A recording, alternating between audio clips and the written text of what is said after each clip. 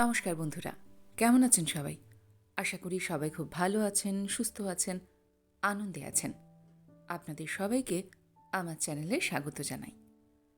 আজ আমি আপনাদের পড়ে শোনাব অনুরূপা দেবীর লেখা গল্প মিলন।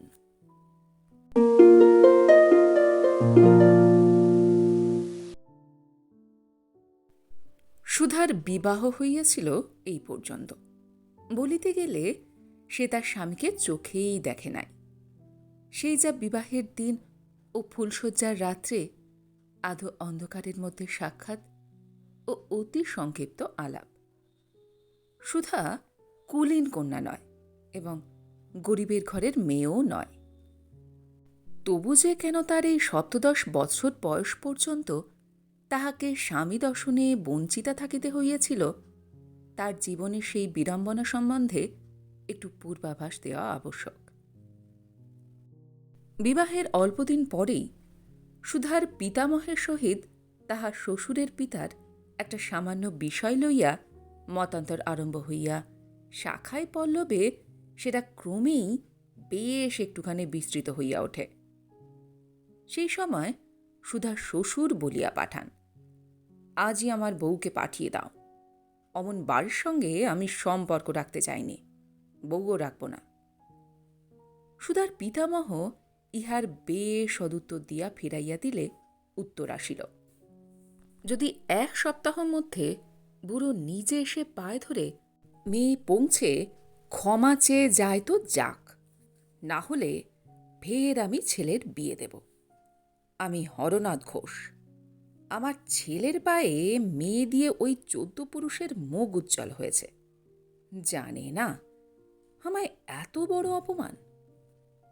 কিন্তু বৃদ্ধ উমাপদ মিত্র বড় কম জেদি লোক নন। তিনি সকলকার সভায়ে মিনতি উপেক্ষা করিয়া প্রত্যুত্তর করিলেন, যদি কখনো নিজে যেচে এসে পুত্রবধূ নিয়ে যান তো তার নাতনি ঘর করতে যাবে, নইলে তিনিও মেয়ে পাঠাবেন না। ঘোষ বংশে আছে কি, তিনি না অমুক মিত্তিরের বংশধর? শুনিয়া বাড়ির লোক ছি ছি করিতে লাগিল। পুত্র সভায়ে অনুনয় করিয়া বলিলেন, বাবা, এটা কি ভালো হলো? মেয়েটা যে জন্মের মতো রয়ে যায়। বৃদ্ধ শুধু ভ্রুকুটি করিলেন, উত্তর করিলেন না। এরপর একদিন লাল কাগজে সোনালি অক্ষরে ছাপা এক নিমন্ত্রণপত্রে এই খবরটি জানা গেল, আগামী ২২শে আষাঢ় রবিবার আমার পুত্র শ্রীমান সুধীরচন্দ্রের ১০খরা নিবাসী শ্রীযুক্ত রামহরি বসু মহাশয়ের প্রথমা কন্যা শ্রীমতী কুসুম কুমারীর সহিত শুভ বিবাহ সম্পন্ন হইবে। মহাশয়রা সভান্ধবে ইত্যাদি ইত্যাদি। সুধার মা এই সংবাদ পাইয়া শয্যা গ্রহণ করিলেন। পিতা আর একবার তস্য পিতার নিকট অনুনয় করিতে গিয়া দ্বিগুণ হতাশা লইয়া ভগ্নমনে ফিরিয়া আসিলেন। সুধা কিছু ভালো করিয়া না বুঝিলেও তার পক্ষে যে কিছু একটা মারাত্মক কাণ্ড ঘটিতেছে ইহা বুঝিয়া মুখটি ম্লান করিয়া রহিল। আপনার যেতে অটল থাকিয়া যেদি বৃদ্ধ তৎক্ষণাৎ তার উকিল ডাকাইয়া এক উইল প্রস্তুত করাইলেন। তাহাতে তার সব কথার সঙ্গে এই কথাটা বাড়তি রহিল, তাহার জ্যেষ্ঠা পৌত্রী শ্রীমতী সুধাময়ী নগদ ২৫,০০০ টাকা পাইবে। যদি তার স্বামী দ্বিতীয় পত্নী গ্রহণের পর আবার কখনো তাহাকে গ্রহণ করিতে চাহে এবং সুধা সপত্নীর স্বামী গ্রহণে সম্মতা হয়, তাহা হইলে তারও এই পিতামহদত্ত সম্পত্তিতে সত্ত্ব বাতিল হইয়া যাইবে। এর অর্থ হরনাথ ঘোষ বোধহয় বধূর এই মোটা টাকাটা ত্যাগ করিবেন না। তার এদিকে যে বিলক্ষণ লোভ আছে তাহা এই সম্প্রতি তাহার সহিত কুটুম্বিতা সূত্রে আবদ্ধ উমাপদ মিত্রের তো আর অজ্ঞাত ছিল না। কথাটা যথেষ্ট চাউর করিয়া দিলেন। যাহা হোক, তার জাল পাতিবার উদ্দেশ্যটা আর এক দিক দিয়া কিন্তু সফল হইয়া গেল। জামাতা সুধীরচন্দ্র এই নতুন বিবাহের দিন কয়েক মাত্র পূর্বে হঠাৎ একদিন নিরুদ্দেশ হইয়া গেলেন। প্রথমটা এই কাণ্ডে উমাপদর হাত আছে সন্দেহে হরনাথ তার পরেই অগ্নিমূর্তি হইয়া উঠিয়াছিলেন, কিন্তু অল্প পরেই জানা গেল যে তা নয়। তিনি তখন P&কোর অ্যাপোলো নামক জাহাজে আরব সমুদ্র পার হইতেছেন। তার বিয়ে পাশে 40 টাকা বৃত্তি ও বিবাহের দাদা শ্বশুর দত্ত বহুমূল্য ঘড়ি, চেন, হীরার আংটি, আশীর্বাদী ও মহাদানের মোহর দক্ষিণাদি, শ্বশুর শাশুড়ি প্রদত্ত গিনি, মোহর প্রভৃতি যা কিছু সমস্ত বিক্রয় করিয়া যাহা পাইয়াছেন তাহা লইয়াই আত্মরক্ষার্থে গৃহত্যাগ করিয়াছেন। পত্রের শেষে লেখা ছিল, দাদু, আপনার অবাধ্য হইলাম বটে, কিন্তু তবু আমি নিশ্চিত জানি আপনার অগাধ স্নেহ আমার এ অপরাধকে ক্ষমা করিতে অসমর্থ হইবে না। এ যুগে দুটো বউ পোষার মতো বুকে বল নাই। ইহার পর সুদীর্ঘ 5টি বৎসর অতীত হইয়া গিয়াছে। সুধীরচন্দ্র এখন সিভিল সার্ভিস পাশ করিয়া দেশে ফিরিয়াছেন। ইউরোপ হইতে 1 বৎসর হইল ভারতে আসিয়াও সুধীর কিন্তু এ পর্যন্ত দেশ বলিতে যা বোঝায় অর্থাৎ স্বগ্রামে পদার্পণ করে নাই। বোম্বাইয়ে সে চাকরি পাইয়াছিল, আসিয়া অবধি সেইখানেই আছে। বিলাত ফেরত সে। হঠাৎ বাড়ি আসিলে যদি গ্রামে কোনরূপ বিপ্লব দেখা দেয়, ভয় সেইখানে। বাড়ির লোকের ক্ষমা করিতে অবশ্য বিলম্ব ঘটে নাই। বাপ-মা আসিয়া দেখাও করিয়া গিয়াছে।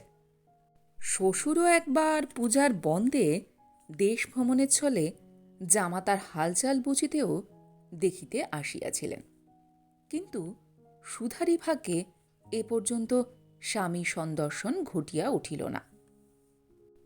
তার দাদা শ্বশুর হরনাথ ঘোষ ও পিতামহ উমাপদ মিত্র উভয়েই এখন পরস্পরের হার মানার প্রতীক্ষা করিয়া অনর্থক এই বিলম্ব ঘটাইতেছেন।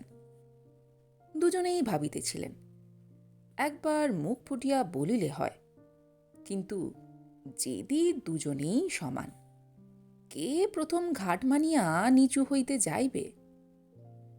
শেষে ভাবিয়া চিন্তিয়া সুধীরের পিতা সুধীরকে প্রথম দেশে আনায় স্থির করিলেন। বিধান ব্যবস্থা লইয়া প্রায়শ্চিত্ত করিয়া জাতে উঠিবার সব উদ্যোগ হইল। বৃত্তি পিতামহের জলপিণ্ড নইলে যে লোপ পায়, সুধীরও ইহাতে অমত করিল না। সে আসিয়া যথা কার্য শেষ করিয়া একদিন মাত্র থাকিয়া ছুটি নাই বলিয়া কর্মস্থলে মাকে সঙ্গে লইয়া চলিয়া গেল। সেও সেই জেদি পিতামহের পৌত্র। তিনি না বলিলে আর দাদা শ্বশুর না ডাকিলে সেই বা কেন যাচিয়া শ্বশুরবাড়ি যাইবে? বেচারি সুধারী শুধু কোনো রকমেই মান অভিমানের জেদ ছিল না। সে শুধু লজ্জার দায় পড়িয়া মাঝ হইতে এই কষ্ট পাইতেছিল, আর তার বাপ মায়ের কষ্ট তো তার চেয়েও অধিকতর। যদিও তারা অত্যন্ত উৎকণ্ঠিত হইয়া দিন কাটাইতেছিলেন বটে, কিন্তু জামাতার ধরন ধারণে তাঁদের মনে ভবিষ্যতের জন্য যথেষ্ট আশাও সঞ্চিত হইতেছিল। বিলাতের পরশমণি যে এই বঙ্গযুবককে পিতল হইতে সোনায় পরিণত করতে পারে নাই, তাহা তিনি স্বয়ং তাহার বাসায় গিয়া দেখিয়া আসিয়াছিলেন। এমনিভাবে দিন চলিতে চলিতে হঠাৎ একদিন সুধার একঘেয়ে জীবন নদীতে একটা ছোট্ট রকম বন্যা আসিল। একদিন প্রভাতে সে একখানি সাদাসিধা চৌকো খাম ছিঁড়িয়া চোখ মুখ লাল করিয়া এক গা ঘামিয়া এই পত্রখানি পাঠ করিল। সুধা, তুমি আমায় চেনো না, তবু এইটুকু আশা করে লিখছি যে হয়তো আমায় তুমি একেবারে ভুলে যাওনি। যদি জিজ্ঞাসা করো হঠাৎ আজ কেন এতদিন পরে এ চিঠি লিখছি, তার উত্তর দিতে হয়তো বা আমি পেরে উঠব না, কেননা নিজেই তো তা দেখছি বুঝে উঠতে পারছি না।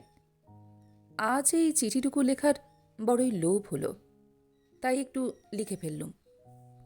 এর জন্য কি বাড়ির লোকেরা আরও বেশি রাগ করিবেন? সুধীর। সুধার বিবাহের দিন ৫ ধরিয়া ৫ বছর ৩ মাস ৭ দিন পরে এই সুধার প্রথম প্রেমপত্র লাভ। সুধা এখন তো বড়টি হইয়াছিল। তার নিজের সঙ্গীন অবস্থা বুঝিবার সময়ও তার যথেষ্ট হইয়াছিল। সে জোর করিয়া লজ্জা অভিমান ত্যাগ করিয়া কাহারও মধ্যস্থতা ব্যতি রেখেই লিখিল। এতদিন পরে অভাগিনী সুধাকে তবে আবার মনে পড়িয়াছে। যদি মনে পড়িয়াছেই, তবে দয়া করে এখন থেকে মনে রেখো, আর যেন ভুলো না যে আমি তোমার চিরদুঃখিনী স্ত্রী। চিঠি পাঠাইয়া দিয়া সুধা বুঝিল এই চিঠির ধরনটা যেন বেশ একটুখানি নভেলি ধাঁচের হইল। কিন্তু তখন আর সে কি করিতে পারে? চিঠি তো এখন ডাক বাক্সের দিকে রওনা হইয়া গিয়াছে। যা হয় হোক, এই ভাবিয়া সে লজ্জা ভুলিবার চেষ্টায় অধিকতর লজ্জিত হইয়া রহিল। ইহার পরে উভয়ে ২-৩খানা পত্র বিনিময় হইয়াছিল। শেষ পত্রে সুধা জানিল তার স্বামীর শরীর সুস্থ নাই। তিনি কিছুদিনের জন্য ছুটি দরখাস্ত করিয়াছেন। হয়তো দার্জিলিং নয়তো সিমলা পাহাড়, এমনি কোথাও একটা চেঞ্জে যাইবেন। সঙ্গে থাকিবেন তাঁর বাবা। একটা নিঃশ্বাস ফেলিয়া সুধা ভাবিল, তবু বলতে পারুনি তোমার কাছে যাব, কিংবা তোমায় আনতে যাব। পুরুষ মানুষ কত নিষ্ঠুর যে হয়। পূজার বন্ধে জব্বলপুরে পিসিমার বাড়ি পিতার সঙ্গে বেড়াইতে আসিয়া সুধা একটুখানি আনন্দ পাইল। পিসিমার মেয়েরা তার সমবয়সী। কয়েকদিন গত হইলে একদিন সুধা, স্নেহ ও নীরদ মার্বেল রক দেখিবার জন্য বড়ই ব্যস্ত হইয়া উঠিল। সুধার পিসিমা বলিলেন, আজ থাক বাবা, আজ উনি বাড়ি নেই, আর একদিন তখন যেও সব। কিন্তু মেয়েরা কিছুতেই সে কথায় কান দিল না। সুধা বলিল, তা নাই বা পিসিমশাই থাকলেন, বিনোদ দাদা আমাদের নিয়ে যাবেন। তোমার দুটি পায়ে পড়ি পিসিমা, আজ আমাদের যেতে দাও। কোনোদিন আবার বাবা ফিরে যেতে চাইলেন, তাঁর কি কিছু ঠিক আছে? আজ আমরা দেখে আসি। অগত্যা অনিচ্ছা সত্ত্বেও পিসিমা সম্মতি দিলেন। মেয়েরা আনন্দে তাড়াতাড়ি যেমন পারিল গুছাইয়া লইয়া বাহির হইয়া পড়িল। বিনোদ কুমার দর বাড়াইবার জন্য একবার একটু মুখ গম্ভীর করিয়া বলিল, আমি যে তোদের এতগুলোকে ঘাড়ে করে বইব, তা তার জন্য আমায় তোরা কি দিবি তা বল। স্নেহ রাগিয়া বলল, দেব আবার কি গো? বড় ভাইকে বুঝি আবার কেউ কিছু শোধ দেয়? না, দেয় না। বড় বুঝি বানের জলে ভেসে এসেছে। সুধা, তুই তো ভাই খুব বড় মানুষ, তুই কি দিবি তাই বল দেখি। তুই হলি ম্যাজিস্ট্রেটের মহিষী, একটা যে সে কি না। সুধার কর্ণমূল হইতে চক্ষের প্রান্ত পর্যন্ত লজ্জায় লাল হইয়া উঠিল। কি হিসাবে তাহাকে বড় মানুষ বলা হইতেছে তাই বুঝিয়া তারে লজ্জা। হায়, বিনোদ তো তার অন্তরের বিপুল দৈন্য দেখিতে পায় নাই। সে যে ভিখারিনীরও অধমা, কিন্তু তা পায়। বিনোদ তো তার সত্যকারের অবস্থা না জানে তা নয়। এই পরিহাসে তার মুখের বিষাদ করুণ ভাব দেখিয়া বিনোদ পরিহাস সম্বর করিয়া বলিল, নে নে, তোরা যাবি তো চটপট তৈরি হয়ে নে, ওর চট করে। সুধা অনুরোধ করিল, পিসিমা তুমিও চলো না গো। পিসিমা ইহাতে রাজি হইতে পারিলেন না। কহিলেন, না বাছা, উনি দাদা কেউ বাড়ি নেই, কখন ফিরে আসেন? সবাই বাড়ি ছেড়ে চলে গেলে কি চলে? না হয় তোমরা দেখো নাই তা হলো। দেবতাও নয়, ঠাকুরও নয়। ঝর্ণা, পাহাড় এসব আমার দেখতে যেতে বড় বেশি ইচ্ছেও করে না এখন।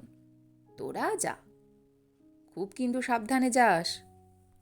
পিসিমার যেমন সবেতেই ভয়, এই তো এখান থেকে এখানে, তার আবার সাবধানেই বাকি, আর কি বাকি। পৌঁছতেই বেলা পড়িয়া আসিল। দেখাশোনা করিতেই সন্ধ্যা ঘনাইয়া আসিল। যখন শ্বেত মর্মরের উপর প্রচণ্ড বেগে সূর্যাস্তের শেষ রশ্মি মিশ্রিত স্বর্ণবর্ণ জলস্রোত আছড়াইয়া পড়িয়া হীরক চূর্ণের ন্যায় চারিদিকে ঠিকরাইয়া পড়িতেছিল, তখন সেই দৃশ্য হইতে কাহারও চোখ ফিরিতেছিল না। ক্রমেই যে সেই জলের বর্ণ পরিবর্তিত হইতেছিল, তাহা তখন যেন কাহার লক্ষ্য পর্যন্ত ছিল না। কিন্তু এই পৃথিবী শুধু ভাবেরই সাম্রাজ্য তো নয়, ইহা বাস্তব এবং অত্যন্ত গতিশীল। সহসাভাবে বিভোর সেই দর্শক দলকে সচেতন করিয়া তুলিয়া হুহুঙ্কার সহকারে অশনিভরা মেঘ গর্জিয়া আসিল। তখন মুখ ফিরাইয়া উহারা সকলেই একসঙ্গে দেখিল, কালো মেঘে নীল আকাশের একটুখানিও আর ফাঁক রাখে নাই, এবং চারিদিকের গাছপালা স্তব্ধ হইয়া যেন কি একটা বিপ্লবেরই জন্য প্রতীক্ষা করিয়া আছে। স্নেহ ইহা দর্শন করিয়া বলিল, এই সময় এমনি নির্জন জায়গায় ছোটাছুটি করতে বড় ভালো লাগে। আয় না ভাই, এক ছুটে গিয়ে ওই দেবদারু গাছটাকে কে আগে ছুতে পারে দেখা যাক। তাহারা সেই অদূরের গাছ লক্ষ্য করিয়া ছুটিল। বিনোদের বারণ বা আহ্বান কেউই নিজেদের সে বন্ধন মুক্তির উৎসাহে কানেই তুলিল না। ক্ষণকাল অপেক্ষা করিয়া কেহ ফিরিল না দেখিয়া বিনোদও তাহাদের ফিরাইয়া আনিতে তাহাদের দিকে তখন ব্যস্ত হইয়া ছুটিলেন। মেঘ তখন আকাশের কানায় কানায় ভরিয়া উঠিয়াছে, আর ভাবিবার জায়গা পাইতেছিলেন না। ঝড় যে এবার আসন্ন হইয়া আসিয়াছে, তাহা পাখিদের ব্যস্ততা দেখিলেই বেশ বোঝা যায়। তাদের সংকটময় অবস্থা দেখিয়া যেন চারিদিক হইতে সমস্ত গাছপালা হঠাৎ একসঙ্গে ঝাঁকড়া মাথা দুলাইয়া হাসিয়া উঠিল। হুহু শব্দে বাতাস সেই অষ্টহাস্যে যোগ দিয়া তার ভৈরব বিষাণ বাজাইয়া দিল। আকাশে গম্ভীর বজ্রধ্বনি হইল। বিনোদ চিৎকার করিয়া ডাকিল, স্নেহ, সুধা, নীরদ, ওরে তোরা শিগগিরি ফের, শহরের দিকে ছুটে চল, ওরে শিগগিরি ফের। কর্কর শব্দে তাঁর সে উচ্চ শব্দ কোথায় ডুবাইয়া দিয়া লহরে লহরে বিদ্যুৎ খেলিয়া গেল। দেখিতে দেখিতে পটপট শব্দে বৃক্ষলতা ছিঁড়িয়া উপড়াইয়া ভাঙিয়া স্বর্গে মর্তে রসাতলে ১০০ করিয়া দিয়া সর্বত্রই বিষম ওলটপালট বাধাইয়া এক ভীষণ ঝটিকা আসিয়া উপস্থিত হইল। মেঘান্ধকারে একেবারে চারিদিক অন্ধকারময় হইয়া গেল। যখন ঝড় থামিল, তখন গভীর অন্ধকারে আকাশ পাতাল পরিপূর্ণ। মুষলধারে বৃষ্টি হইয়া রাস্তায় জলস্রোত বহিতেছে। বিনোদ স্থলিত পদে দুই ভগিনীর ২ হাত ধরিয়া ধীরে ধীরে সেই অতি পিচ্ছল পদে অগ্রসর হইতেছিলেন। সুধা এই দুর্যোগের মাঝখানে কোথায় হারাইয়া গিয়াছে, কোথাও আর তাহাকে খুঁজিয়া পাওয়া যাইতেছে না। কোথায় গেল? এই অশান্ত বৃষ্টিধারার মধ্যে আর ২টি শীতার্ত ভয়ার্ত বালিকার সঙ্গে বিনোদ নিজেকে বড়ই বিপন্ন বোধ করিল। কোথায় যায়? ইহাদের লইয়াই বা কি করে? সুধাকেই বা সে খোঁজ করিয়া বেড়ায় কোথায়? এদিকে ঝড়ের মধ্যে ছুটিতে ছুটিতে কে কোথায় গিয়া পড়িয়াছিল, তার কোনো ঠিকানা ছিল না। যখন বৃষ্টির ঝাপটা খুব জোরে পিঠের ওপর আছড়াইয়া পড়িতে আরম্ভ করিল, তখন সকলের সঙ্গছাড়া হইয়া চারিদিকে জমাট বাঁধা অন্ধকারের মাঝখানে সুধার চটকা ভাঙিয়া গেল। দারুণ ভয়ে সে একান্ত অবসন্ন হইয়া পড়িল। গলা শুকাইয়া কাঠ হইয়া গিয়াছে। কণ্ঠ হইতে শব্দ বাহির হইয়া চাহিতেছে না। প্রাণপণ শক্তিতে কোনো মতে কাতর কণ্ঠে ডাকিতে লাগিল, বিনোদ দাদা, নীরু, ও ভাই মেজদি। আবার ভরা মেঘ ভৈরব গর্জনে হাঁকিয়া উঠিল। বৃষ্টি আরো জোরে চাপিয়া আসিল, আর কোনো দিক দিয়া কোনো সাড়াই আসিল না।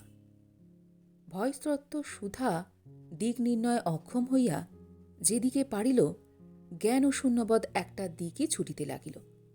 কোথা যাইতেছে, কোথায় যাওয়া উচিত সে জ্ঞানটুকুও হয়তো তার তখন ছিল না। কেবল এইটুকুই হুঁশ ছিল যে এই একটি দিকে ঝর্ণা ঝরা নদী আছে। ছুটিতে ছুটিতে হঠাৎ কিসে বাধা পাইয়া সহসা সে হোঁচট খাইয়া চৌচাপটে আছড়াইয়া মাটিতে পড়িয়া গেল। মাগো বলিয়া কাতরোক্তি করিয়া উঠিল। বোধ হইল যেন গায়ের হাড়টাই মচকাইয়া ভাঙিয়া গিয়াছে। পায়ের যন্ত্রণা একটু পরে ঈষৎ কমিয়া আসিলে হাত বাড়াইয়া বাড়াইয়া সে দেখিল যাহা তাকে বাধা দিয়াছে সে হয়তো এই বৃষ্টির মুষলধারা হইতে আশ্রয়ও দিতে পারে। সেটা একটা বাংলো বাড়ির সামনে সিঁড়ি। আশ্বস্ত চিত্তে সে তখন সাবধানে পইটা কয়টি উঠিয়া অতি কষ্টে আহত পাটাকে টানিয়া টানিয়া বারান্দায় উঠিল। হাতড়াইতে হাতড়াইতে ঘরের দ্বারও ঠিক করিল। কিন্তু কে আর এই দুর্যোগে দ্বার মুক্ত করিয়া রাখিবে? দরজা ভিতর হইতে খিল আঁটিয়া বন্ধ করা। সুধার তখন বড় দায়, যার পণ্যায় সেই প্রাণের দায়ই তার উপস্থিত। এখন এটা কার বাড়ি, এর কি বৃত্তান্ত, এসব কিছুই ভাবিবার ক্ষমতা বা বিবেচনা তার নাই। একটুখানি মাথা গোঁজবার মতো আশ্রয়ের নিতান্তই দরকার। তা এটা বাঘের ভাষা হইলেও সে এখন তাহাতে অনায়াসে প্রবেশ করিতে রাজি আছে। প্রাণপণে দ্বার ঠেলাঠেলি করিয়া সে ডাকিতে লাগিল, ওগো, কে আছো গো, দোরটা খুলে দাও না। কিন্তু সে দুর্যোগে প্রকৃতির সেই উচ্চ রোদন রোলে সুধার সেই পরিশ্রান্ত কাতর ক্লান্ত আহ্বান কেই বা শুনিতে পাইবে? সেও কিন্তু আরও বেশিক্ষণ সে অবস্থায় দাঁড়াইতে পারিতেছিল না। বিশেষ করিয়া পায়ের ব্যথা। অবসন্ন হইয়া সেইখানেই দ্বারের কাছে মাথা ঘুরিয়া শুইয়া পড়িল। সুধা যখন চোখ মেলিল, প্রথমটা তার স্বপ্নই মনে হইয়াছিল। তারপর ভালো করিয়া চোখ মুছিয়া উঠিয়া বসিতে বুঝিতে পারিল যে যেটা সে দেখিতেছে সেটা স্বপ্ন নয়, সত্য সত্যই সে এক অপরিচিত গৃহে একটা অচেনা শয্যায় শুইয়া আছে। তখন ধীরে ধীরে সে এতক্ষণকার আশ্রয় পালঙ্ক হইতে নামিয়া একটুখানি অগ্রসর হইতেই উভয় গৃহের মধ্যস্থ একটি ঘরের পর্দা নড়িয়া উঠিল এবং সেই দরজা দিয়া কে একজন সম্পূর্ণ অপরিচিত পুরুষ মানুষ এই ঘরটায় প্রবেশ করিয়াই সসম্ভ্রমে বলিয়া উঠিলেন, এই যে আপনি উঠেছেন? সুধা অত্যন্ত সংকুচিতভাবে মাথা নিচু করিল। সে বুঝিল ইনিই তার আশ্রয়দাতা। আশ্রয়দাতাকে যে ধন্যবাদ দেওয়া উচিত সে কথাটা তার কিন্তু একটি বারের জন্য মনে পড়িল না। সে একটুখানি অসন্তুষ্ট হইয়াই ভাবিল, এ লোকটি তো বাঙালি দেখছি, এবাড়ির মেয়েরাও নিশ্চয়ই এ বাড়িতে আছেন, তা তাদের কারুকে পাঠালেই তো হতো। এ আবার কেমন ভদ্রতা বাবু? আগন্তুক উহাকে নীরব দেখিয়া আবার বলিলেন, আপনার জামা কাপড় সমস্তই ভিজে, এই পাশের ঘরটায় অন্য কাপড় দেখতে পারেন। ওগুলো সব শিগগিরই ছেড়ে আসুন, না হলে হয়তো অসুখ করবে। অনেকক্ষণ যদিও ওগুলো গায়েই রইল, কি করি, উপায় তো ছিল না। মাপ করবেন, আমার এখানে স্ত্রীলোক দাসী পর্যন্ত একটা নেই, তাই অন্যায় হচ্ছে জেনেও আমায় আপনাকে এই অবস্থায় রেখে দিতে হয়েছে। সুধার অত্যন্ত শীত করিতেছিল। দ্বিরুক্তি না করিয়া সে তাই তক্ষুনি পাশে স্নানাগারে বস্ত্র পরিবর্তন করতে চলিয়া গেল। সে ঘরে তার জন্যই বোধ করি একটা আলো জ্বালা ছিল। স্বরূপার ধুতি ও একখানা রামপুরী চাদর মাত্র সে আলনার উপর দেখিতে পাইল।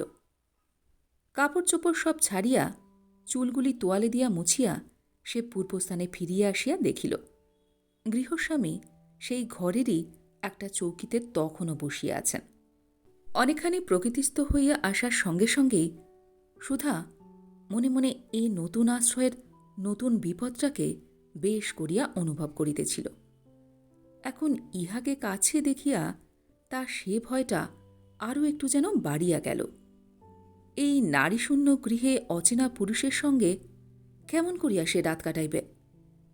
মনের ভয় ভাবনা সে চাপিতে পারিল না। সবাই বলিয়া উঠিল, বিনোদ দাদা কি আসেননি? গৃহস্বামী, সেই কেদারায় উপবিষ্ট পুরুষটি, তার সাড়া পাইয়া উঠিয়া দাঁড়াইলেন। কহিলেন, তিনি কে? কই, কেউই তো এখনো আসেননি। আপনি দেখছি বাঙালির মেয়ে। আপনার এরকম নিরাশ্রয় অবস্থায় বা হল কি জন্য? সুধার এইবার চোখ ফাটিয়া কান্না আসিতেছিল। অতি কষ্টে সে চোখের জল চাপিতে চাপিতে রুদ্ধপ্রায় স্বরে বলিল, আমরা যে মার্বেল রক দেখতে এসেছিলুম, সন্ধ্যার গাড়িতেই আবার বাড়ি ফিরিতুম, তা হঠাৎ এই ঝড় বৃষ্টিটা এসে পড়ল কি না, কে কোথায় গিয়ে পড়লাম, আমিও এইখানে। বলিতে বলিতে তার চোখ ছাপাইয়া টসটস করিয়া ফোঁটা কয়েক জল ঝরিয়া পড়িল। আবার পড়িতে যদি আরম্ভই করিল তো আর তা থামিতে চাহিল না।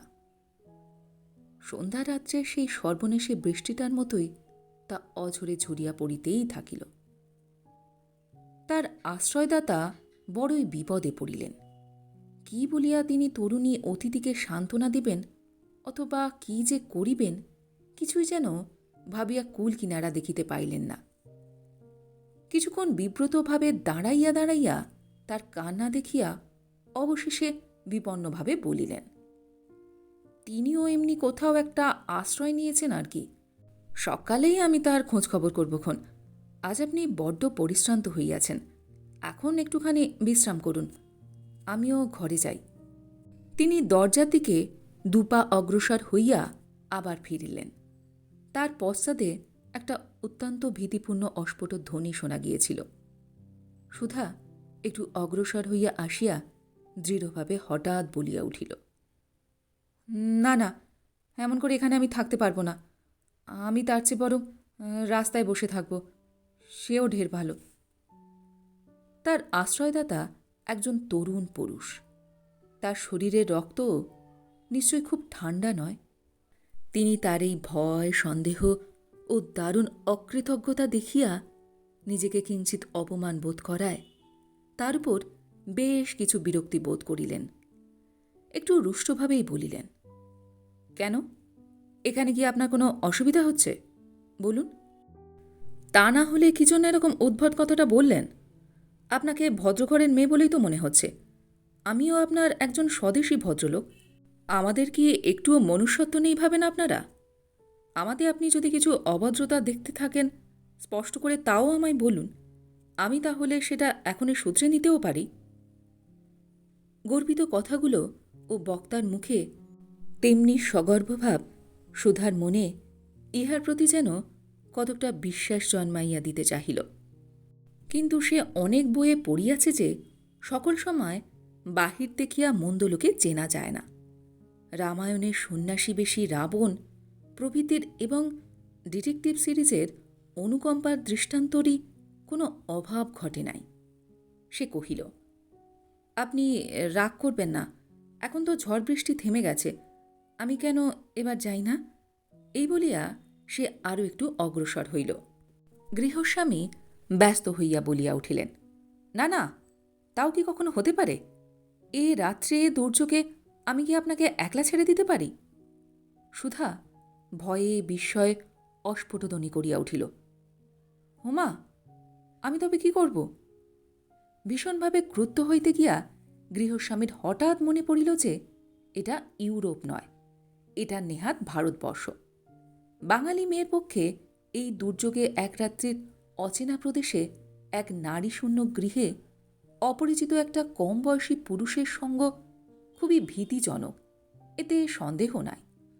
নিজের অন্যায় অভিমানে লজ্জিত হইয়া তাই একটু দয়াদ্র কণ্ঠেই বলিলেন, তবে এক কাজ করা যাক, আমি আপনার বাড়িতে একটা টেলিগ্রাম করি, তারা এসে আপনাকে নিয়ে যাবেন। তাদের ঠিকানাটা কি বলুন দেখি। অশ্রুপ্লাবিতা সুধা কলের ন্যায় বলিয়া গেল, বিপিন বিহারী রায়, শেরপুর। টেলিগ্রাম পাঠাইয়া আসিয়া যুবক দেখিলেন সুধা তখনও সেইখানে দাঁড়াইয়া অঝোর ঝরে কাঁদিতেছে। তার অত্যন্ত ইচ্ছা করিতে লাগিল দুইটা ভালো কথায় এই বিপন্না নারীকে একটুখানি সান্ত্বনা দান করিয়া তার চোখের অজস্র প্রবাহিত জলের ধারা থামান। কিন্তু কেমন একটা অভ্যাসজনিত লজ্জাও বোধ হইল। আর তাছাড়া সেটা কিভাবে এই সন্দিগ্ধ চিত্তা নারী গ্রহণ করিবে সে সম্বন্ধেও একটুখানি ভয় ছিল। বিপন্নভাবে দাঁড়াইয়া থাকিয়া স্বল্প পরে বলিলেন, চুপ করুন, বোধহয় ভোর 4টের ট্রেনে কেউ না কেউ শেরপুর থেকে এসে পৌঁছবে। দুর্যোগ থেমে গেছে যখন, তখন আসার কোনো বাধা নিশ্চয়ই পড়বে না।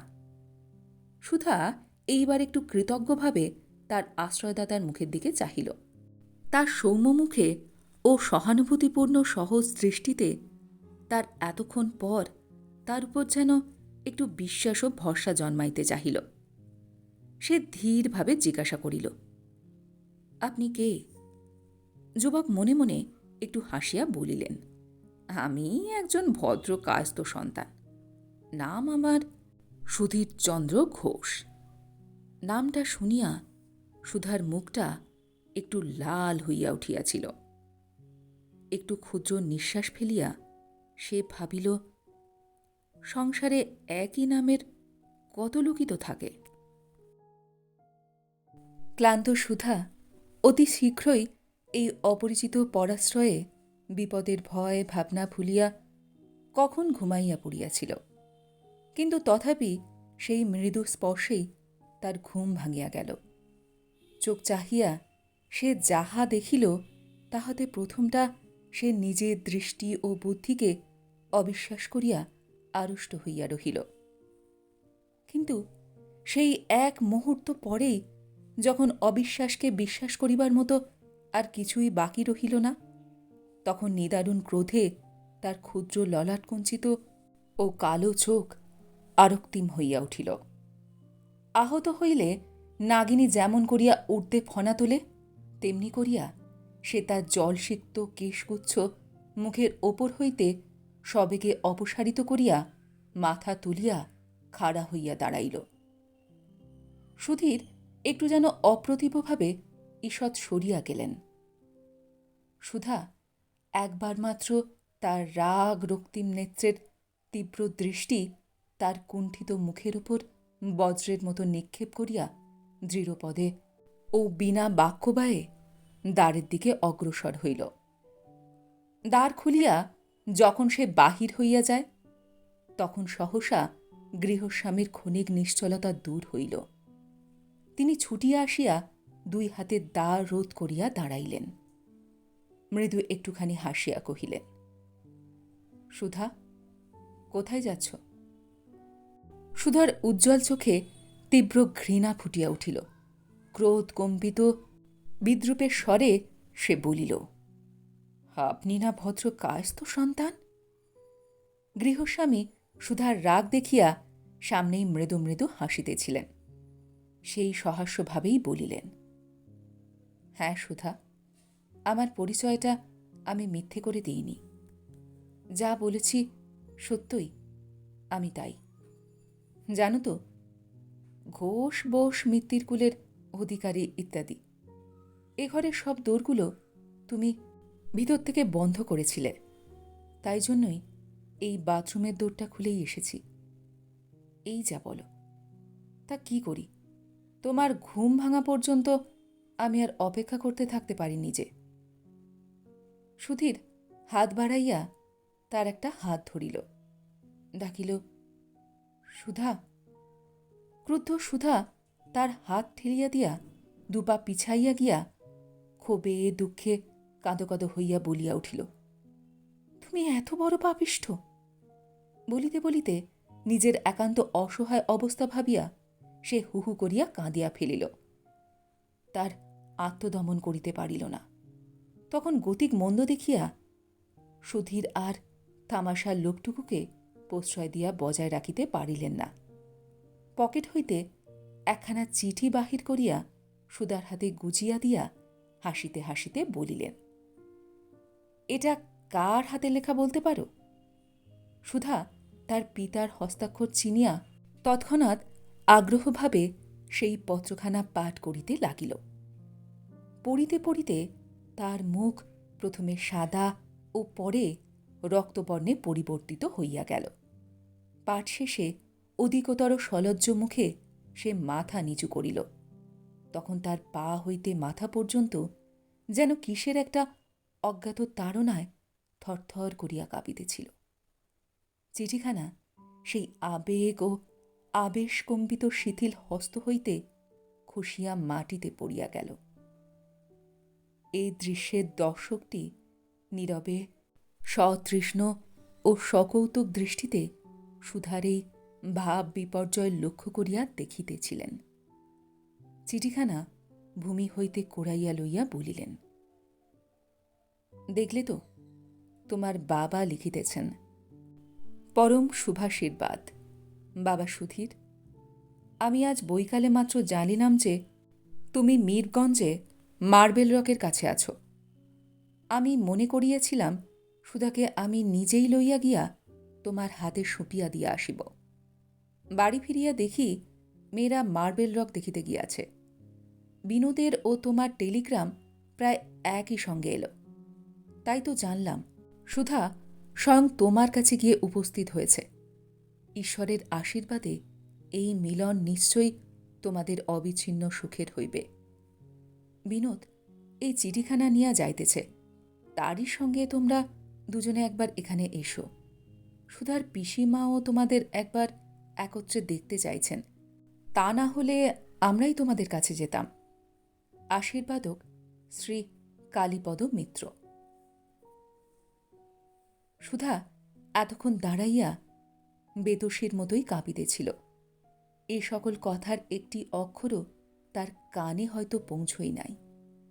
সে আপনার এত বড় সৌভাগ্য কিছুতেই যেন বিশ্বাস করিতে পারিতেছিল না। তাই সে হঠাৎ অন্ধ অবিশ্বাসে অস্ফুটে বলিয়া উঠিল, যদি এ চিঠি বাবার লেখা না হয়? তার ঠোঁটের বাকি কথা আটকাইয়া গেল।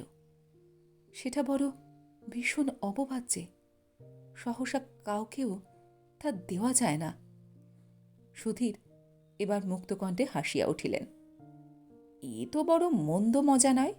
সুধা, তুমি সেই যে প্রথম থেকে আমাকে মস্ত বড় একটা বদমায়েশ বলে ধরে রেখেছ, কিছুতেই দেখছি সেটা আর ভুলতে পারছ না।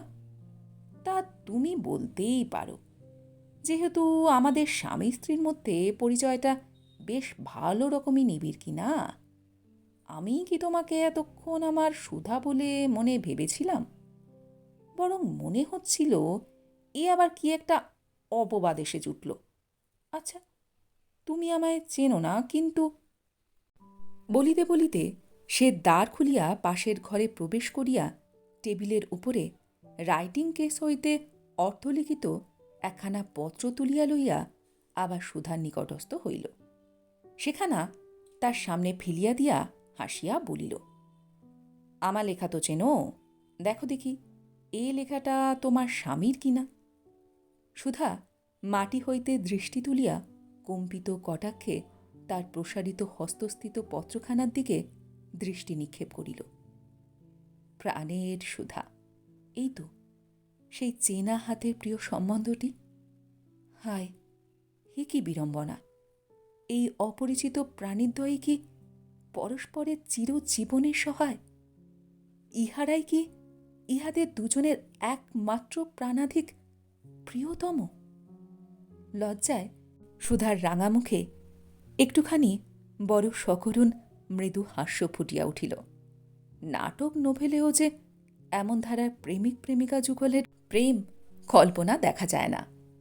সুধীর কিন্তু এইটুকু প্রমাণ দিয়াই নিশ্চিত হইল না। হাজার হোক, সে তো একটা এসডিও। গত বৈকালে প্রাপ্ত বম্বে হইতে রিডাইরেক্ট করা পত্রখানা নিজের বেড়াইবার কোটের পকেট হইতে বাহির করিয়া আনিয়া সুধার চোখের সামনে তেমনি করাইয়া ধরিয়া দিয়া বলিল, এও যাক, এবার চেয়ে দেখো দেখি সুধা, এ চিঠিখানা বোধহয় তুমি তোমার স্বামী সুধীরকেই লিখে থাকবে। অন্য কোনো জালিয়াত সুধীরের হয়তো এটা পাবার কোনো চান্সই ছিল না, নাকি বলো? সুধার একবার ইচ্ছা হইল তার লেখা এই চিঠিখানা ইহার হাত হইতে কাড়িয়া লইয়া কুটি কুটি করিয়া ছিঁড়িয়া ফেলে। ছিছি, কি লজ্জা, কি অসহ্য কেলেঙ্কারি!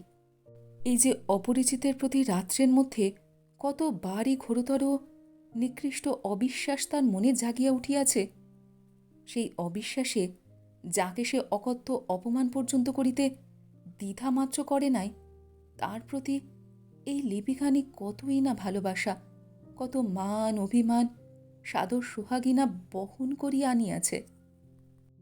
যাকে চোখে দেখিলে চিনিতে পারিবার মতো এতটুকু সম্বলও তার নাই, তাকে কি বলিয়া তার আপনার মনের সমস্ত সঞ্চয়টুকু সরল বিশ্বাসে সে নিঃশেষ করিয়া ঢালিয়া দিয়াছে।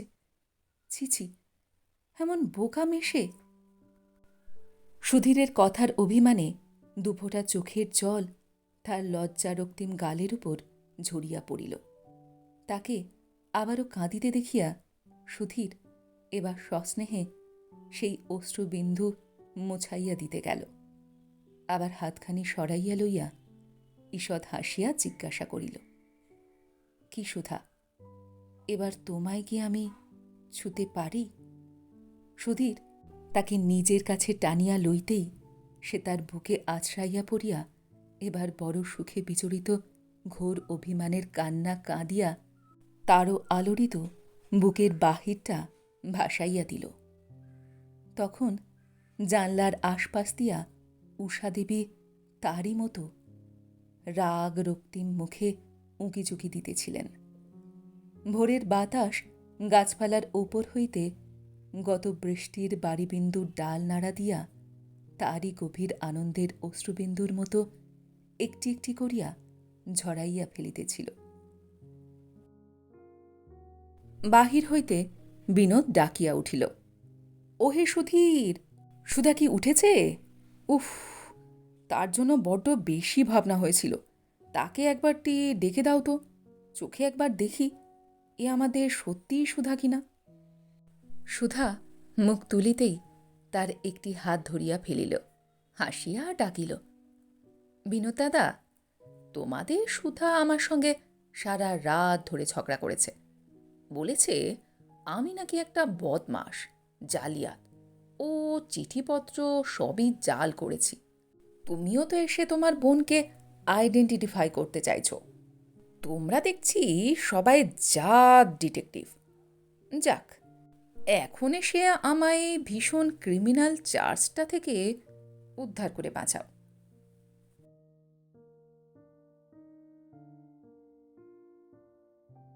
গল্পটি এইখানে সমাপ্ত হল। আপনারা এতক্ষণ শুনছিলেন অনুরূপা দেবীর লেখা গল্প মিলন। গল্পটি আপনাদের কেমন লাগলো বা আমার গল্পপাঠ আপনাদের কেমন লাগলো কমেন্ট সেকশনে অবশ্যই লিখে জানান। যদি আমার গল্পপাঠ আপনাদের ভালো লেগে থাকে তাহলে আশা করব লাইক শেয়ার অবশ্যই করবেন। আর এই ধরনের সুন্দর সুন্দর কাহিনী আরও শুনবার জন্য আমার চ্যানেলটিকে সাবস্ক্রাইব করতে ভুলবেন না কিন্তু। তবে আজ এই পর্যন্ত। আমি খুব তাড়াতাড়ি আবারও অন্য কোনো কাহিনী নিয়ে আপনাদের কাছে চলে আসছি। সবাই খুব ভালো থাকবেন, সুস্থ থাকবেন, আনন্দে থাকবেন। নমস্কার।